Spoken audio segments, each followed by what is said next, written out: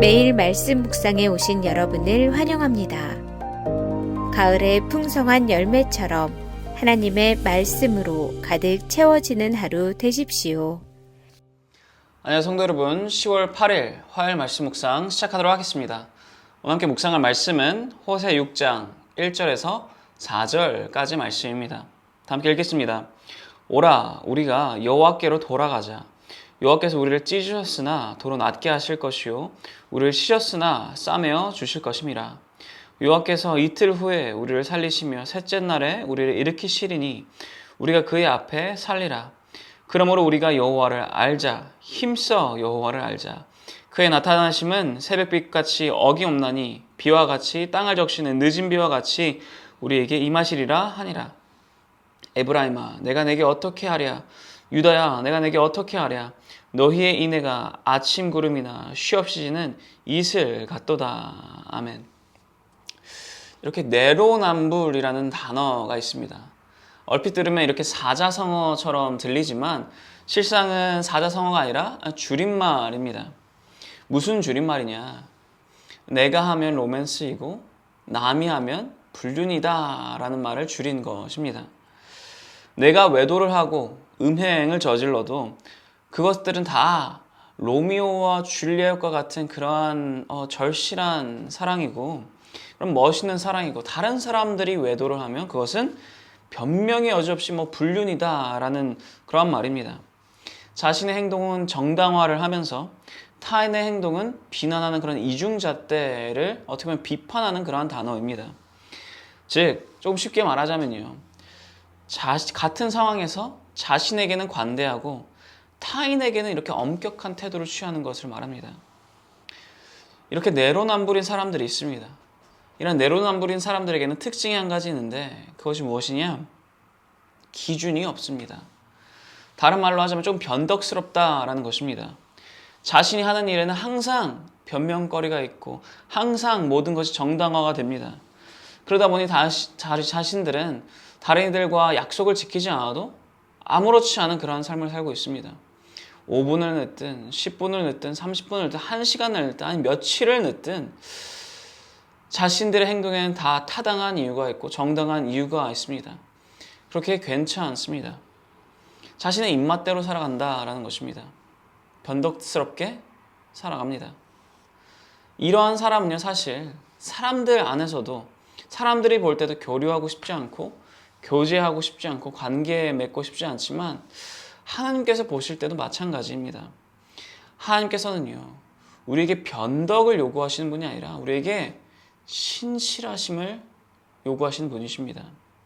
하나님께서 우리에게 신실하신 것처럼 하나님의 형상대로 지음받은 우리는 하나님께 그리고 다른 이들에게 신실하여야 합니다. 신실하신 하나님께 신실해야 합니다.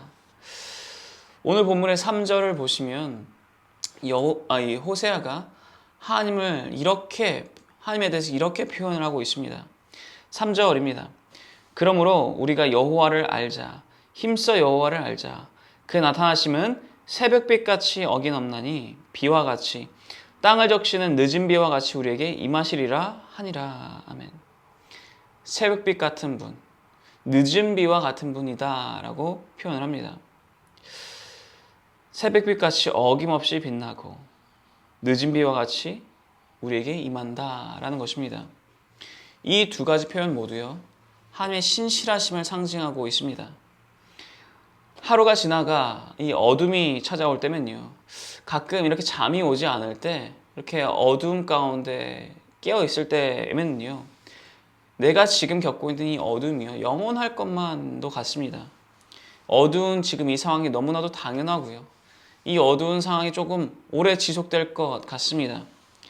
그렇게 이 어둠을 좋아하시는, 즐기시는 분들도 있고 이 어둠이 너무나도 힘들어 하시는 분들도 있습니다. 그런데 결국 어떻습니까?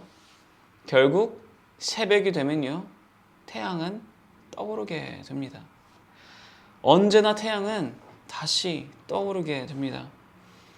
여기서 말하듯, 이 3절에서 말하듯 어김없이 새벽빛은 빛나게 된다라는 것입니다. 하나님께서 그러하신 분이다라는 것입니다. 어김없으신 분. 신실하신 분, 변덕스러운 분이 아니라 약속을 지키시는 분. 그리고 여기서 말하는 이 늦은 비도 마찬가지입니다. 여기서 말하는 이 늦은 비는요, 뭔가 시기를 놓친, 타이밍이 늦어버린 그러한 의미의 늦은 비를 말하는 것이 아닙니다. 이스라엘이 표현하는 늦은 비는요, 우기가 끝나고 한 3월, 4월쯤 내린 이 봄비를 의미합니다. 추수 시기에 곡식을 더욱 풍성하게 해주는 그러한 비입니다. 3월 혹은 4월이 되면 반드시 오는 비입니다. 하나님께서 그러하신 분이다 라는 것입니다. 늦은 비와 같이 꼭 반드시 어김없이 신실하게 오시는 분. 하나님은 신실하신 분이다 라는 것입니다. 그리고 그 신실하신 하나님께서는요, 우리 또한 신실하기를 원하신다 라는 것입니다. 문제가 있습니다. 무엇이냐? 우리가 너무나도 변덕스럽다라는 것입니다. 4절 말씀을 읽어보겠습니다. 읽겠습니다. 에브라임아 내가 내게 어떻게 하랴? 유다야 내가 내게 어떻게 하랴? 너희의 인애가 아침 구름이나 쉬없이 지는 이슬 같도다. 아멘. 여기서 말하는 이 인애는요, 영어로는 steadfast love를 의미합니다. 좀 쉽게 표현하자면요, 신실한 사랑입니다. 근데 우리의 그 신실함이 어떻다고 말씀하십니까? 아침 구름과도 같다. 이슬과도 같다라는 걸 표현하십니다. 잠깐 있다 사라지는 것들을 말한다라는 것입니다. 우리의 이 신실함이 변덕스럽다라는 것입니다. 그리고 그와 함께 하나님께서 우리에게 이렇게 말씀하십니다. 6절입니다. 나는 인애를 원하고 제사를 원하지 아니하며 번제보다 하나님을 아는 것을 원하노라. 아멘. 인애를 원하고 제사를 원하지 아니하신다. 번제보다 하나님을 아는 것을 하나님께서 더 원하신다라고 말씀하십니다. 우리는요, 우리의 신앙을 뭔가 행위로서 정당화하려 합니다. 헌금을 많이 하면 괜찮고, 내가 특별한 섬김을 하고 있으면 괜찮아요. 무언가 내가 신실하지 않아도 괜찮습니다. 나의 마음 가운데 뭔가 이 부족함이 있어도 괜찮습니다. 왜? 내가 헌금 많이 하고 있으니까. 왜? 내가 특별하게 섬기고 있으니까. 왜? 내가 이거 끊임없이 많이 해왔으니까. 근데 하나님께서 말씀하시기를요, 그러한 행위를 보기를 원하시는 게 아니다라는 것입니다. 하나님께서 제사를 원하시는 것이 아니다라는 것입니다. 그 제사 안에 담겨야만 할 인애를 원하신다라는 것입니다. 그 제사 안에 담겨야만 할 하나님을 향한 신실한 사랑을 원하신다라는 것입니다. 우리의 헌금이 아니라 그 헌금 안에 담겨야 할 신실하신 사랑이고, 우리의 특별한 섬김이 아니라 그 특별한 섬김 안에 담겨야 할 신실한 하나님을 향한 사랑을 하나님께서 원하신다라는 것입니다. 그런데 이 신실한 사랑을 우리가 실천하기가 너무나도 어렵습니다. 그런데 하나님께서 그 방법 또한 알려주십니다. 하나님께 신실한 사랑을 표현할 수 있는 그 방법. 우리가 하나님께 신실한 사랑을 실천하기 위해서 무엇을 할 수 있는가? 바로 하나님을 아는 것입니다. 6절에서 하나님께서 말씀하신 것처럼 하나님께서 원하시는 것은 번제가 아니라 하나님을 더욱 아는 것을 하나님께서 원하신다라는 것입니다. 우리는 하나님을 더 알아야 합니다. 얼만큼 알아야 하는가? 어떻게 알아야 하는가? 그것을 3절에서 오늘 본문에서 알려주고 있는데 이렇게 쓰여 있습니다. 그러므로 우리가 여호와를 알자. 힘써 여호와를 알자. 아멘. 힘써서 몸부림치며 알아야 한다라는 것입니다. 그렇습니다, 성도 여러분.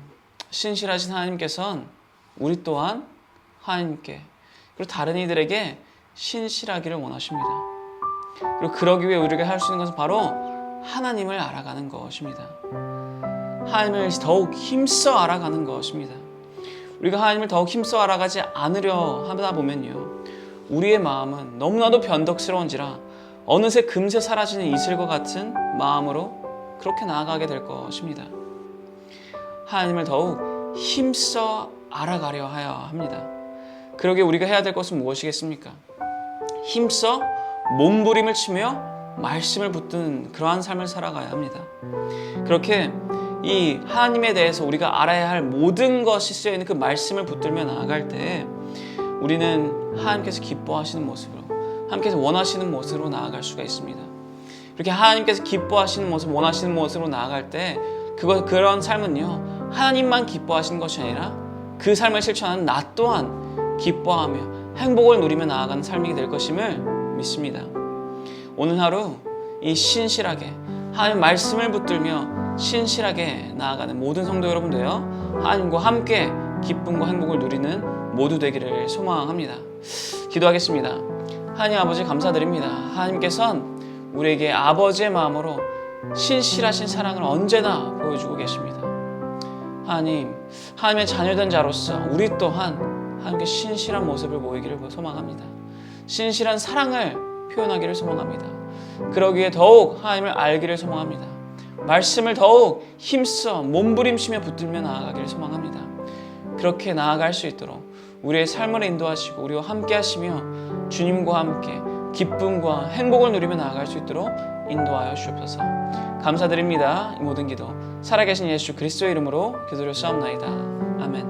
화요일 기도 제목으로 기도하기를 바랍니다. 첫 번째로 다 함께 기도하였으면 하는 것은 교역자분들의 가정과 사역을 위해서 기도해 주시기 바랍니다.